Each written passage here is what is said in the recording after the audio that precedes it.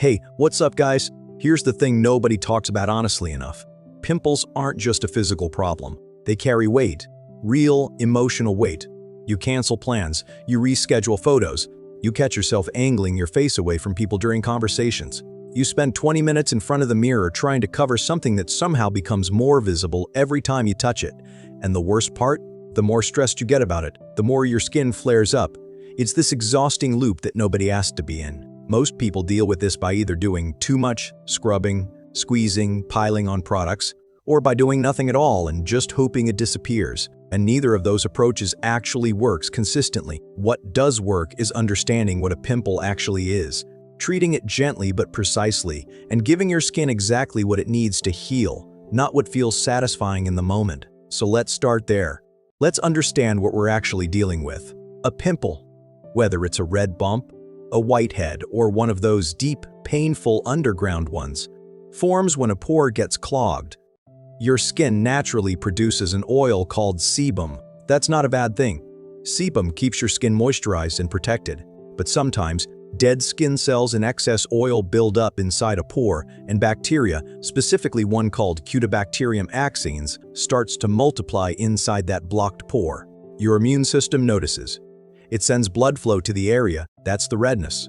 It creates inflammation, that's the swelling. And if the infection is close to the surface, white blood cells gather.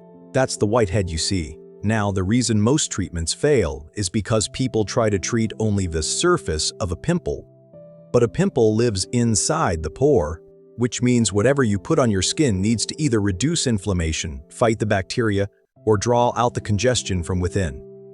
The 3 remedies I'm about to share do exactly that. Each one targets a different part of this process, and when you combine the right one for your specific type of pimple, that's when you see real results. Before we get into the remedies, I want to talk about something that matters just as much as the remedy itself: how you prepare.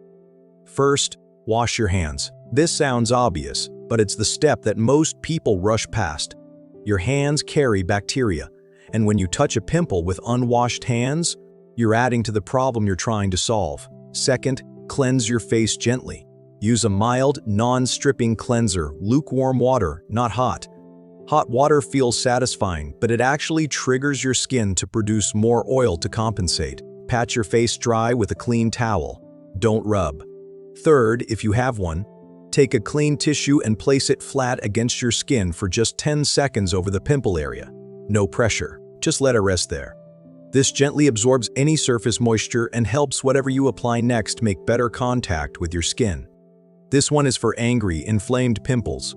The red, raised ones, the ones that feel warm and slightly tender to the touch. Brew a small cup of green tea. Nothing fancy, just a regular green tea bag steeped for 3 minutes. Let it cool to room temperature, then take a clean cloth or a cotton round, soak it in the tea and wring it out gently so it's damp, not dripping. Now wrap 1 or 2 ice cubes inside another clean cloth, or use a small ice pack if you have one. Here's the technique. Apply the ice compress to your pimple for 30 seconds. Remove it for 10 seconds. Then apply the cool green tea compress for another 30 seconds. Alternate this 3 times. What's happening here is beautiful actually. The ice constricts the blood vessels around the pimple, which immediately reduces the swelling and redness. The green tea, which contains a compound called EGCG, is one of the most powerful natural anti-inflammatories your skin can absorb. Together, they calm the immune response happening inside your pore without disturbing the skin surface. After you finish, and this is important, do not rub. Just lightly pat your skin dry and move on to the next step only if needed. Remedy 2 is for whiteheads or pimples that are close to the surface, the ones you can see clearly, the ones that feel like they're almost ready to resolve on their own. Take just a small amount, and I mean a tiny amount of raw honey. Not the regular processed honey from a squeeze bottle, raw honey.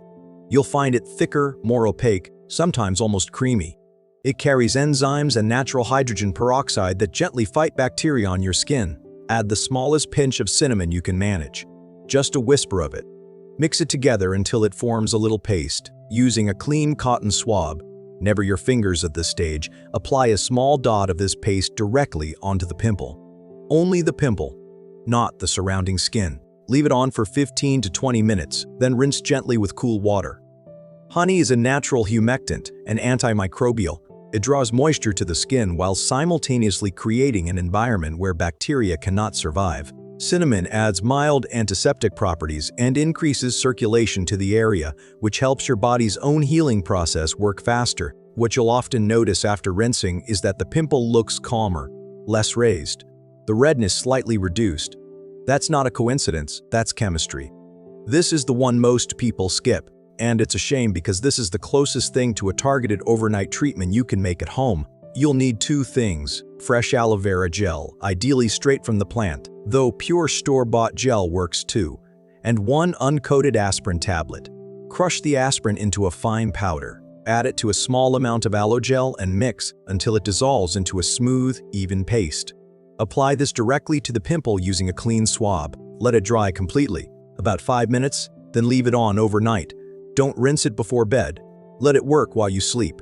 Here's why this works so well. Aspirin contains salicylic acid, the exact same active ingredient found in most over-the-counter acne spot treatments. When applied directly, it dissolves the dead skin and sebum, blocking the pore from within. Aloe vera does two things simultaneously. It carries the salicylic acid deeper into the skin and it soothes the surrounding tissue so there's no irritation. It also contains a compound called allicin that actually lightens post-inflammatory redness. You wake up, rinse gently, and in many cases, the pimple is significantly smaller, flatter, and far less inflamed than it was the night before. Now, a few things I need you to know before you try any of these. Asterisk, do a patch test first. Even natural ingredients can cause reactions on sensitive skin. Apply a small amount of whatever remedy you choose to the inside of your wrist. Wait 10 minutes. If there's no redness or irritation, you're good to go. Aspirin. Do not use the aspirin remedy if you're allergic to aspirin or salicylates. Aspirin. This is important. If you've ever had a reaction to aspirin when taken orally, skip this one and use remedy 1 or 2 instead. Asterisk. Do not squeeze. Asterisk. Do not squeeze. I know it's tempting, but squeezing a pimple, especially an inflamed one, pushes the bacteria and inflammation deeper into the skin. What could have healed in 2 days can turn into a dark mark that stays for weeks. It's never worth it. Asterisk, less is more. Ask. With all 3 of these remedies, the amount you apply should be minimal. You're not slathering your whole face, you're making a precise, targeted application. More product doesn't mean faster healing. It means more potential for irritation. Thank you for watching.